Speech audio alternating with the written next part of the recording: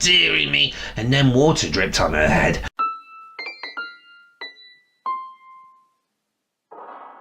Adam Paul Morgan, thank you for clicking on to what is a vlogging Adam video where I talk about the this, what, the who, has, and the general what's been goings on.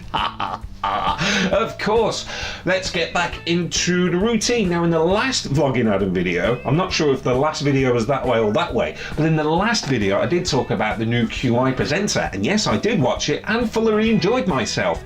But how on earth did Alan Davis get so many points in that particular episode? Yes, well done. Let's move on with the rest of the series, which I'll be very much looking forward to, particularly QI XL. And remember the golden rule in my household: when QI is on, if it's on Dave or a new episode on BBC Two, silence in the household and the phones are switched off or put onto airplane mode. Thank you very much. Moving on. Now, driving tests and lessons, etc. Yes, big popular thing. Now, driving tests in the UK, people have, I'm going to tell a little tale by the way, in the UK people, before they have their actual practical driving test, have an hour lesson or whatever it may be before their actual examination, as it were.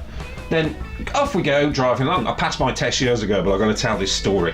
Doing the little driving test, going down a 2-lane street, so it's a one-way street, 2 lanes in it. Now, of course, there were zebra crossings at the front, and of course you've got to slow down for people, or even stop when people are crossing. There was a little old deer crossing the road, as it were, so I'm doing my first thing, ready for the lesson. So okay, so I've slowed down for this old lady's cross, and she does proceed to, as she walks across the road. Now, I'm in the driver's seat, and in my mirror I see a car speeding, bombing it in as many different terms, going furiously across the road. It missed this old deer by about that much. Really did. My heart was going all before the actual practical driving test. Now, the old dear, she was absolutely fine. She managed to get onto the other side of the road and gave a very rude gesture to the driver, but in all fairness to her, rightly so. This is a zebra crossing and you're supposed to stop for people, but this car just absolutely bombed it. All this right before my driving test, so I'm like this before my driving test, because I've just nearly watched a major hit and run, or what would have been a hit and run if it were to happen. But luckily I did pass my driving test. Now, of course, when people do pass the driving test, what is the current trend to do? By the way, I passed first time. Smug face. What is the current trend for people to do when they pass their driving test? To get their pass certificate and to put it all over social media to say, look at me, I've passed my driving test, ha ha ha. But here's the problem.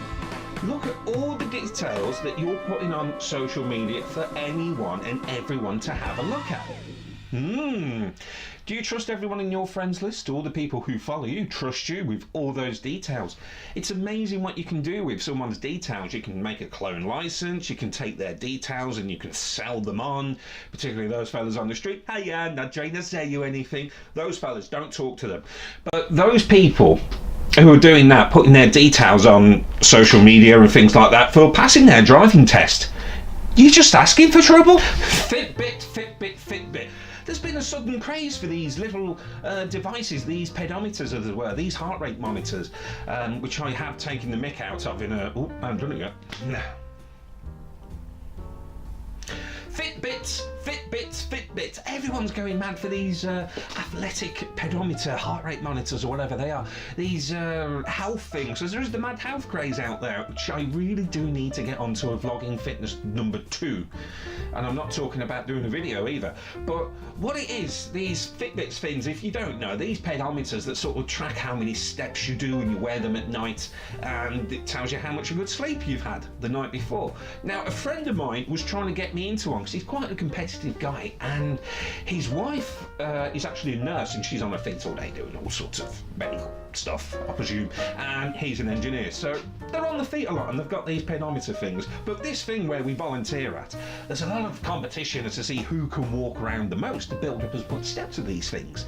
But of course I've got the little Wii U one and I'm too terrified to put any sort of thing from the device onto YouTube as well, because we all know what Nintendo are like and their copyright things, which in a way, yes, fair enough, but in a way, nah.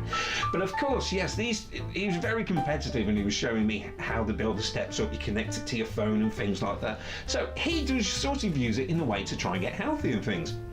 And I think he does put the device, he clips it onto his cat, I think. I don't know if that's true, but that's something I would do if I was in a competitive mood for those things. But of course, there's a lot of people who have bought them, and they're not cheap. Some people think they're cheap, but my wallet is not cheap. That is not cheap. The £60 or £40 for the basic one. They're not cheap as well. But they have them for about 5 minutes and they put them down. But they do like to go, look at me, I have a Fitbit, I have a Fitbit. These fashion accessories are supposed to be for fitness and to get people to improve, get healthier, things like that. But most people, like me, I haven't got one, but like me, will wake up in the morning, will probably sit on the backside, have one game horde mode of Gears of War 4, get up, probably do 2 stretches, and that's just to get up and make a bit of a grunt to get out of the sofa, and just move along and make a vlog, as you do. But these Fitbits, from what I've seen and heard from them, are more a fashion statement than a health program or whatever they're supposed to be called. As you can clearly see, I'm not exactly one to talk about the happiness thing, but yes, the vlogging thing, as it were, the fitness one, it will be coming back in the near future. I haven't done one probably since March last year through a bit of a tiny health scare, and not really, that's all got better as well, but through having a bit of a poorly knee, it's when the doctor tells you you need to lose weight, and some GPs, you've only got to look at them and think you are a bit of a hypocrite when you're telling me to lose weight, because they're like twice as strong as me. But there you go, I'm Adam Paul Morgan. Thank you so much for watching this vlogging Adam video. Ta-ra a bit and have a good one. That's it, there's no more. There's no more for this one.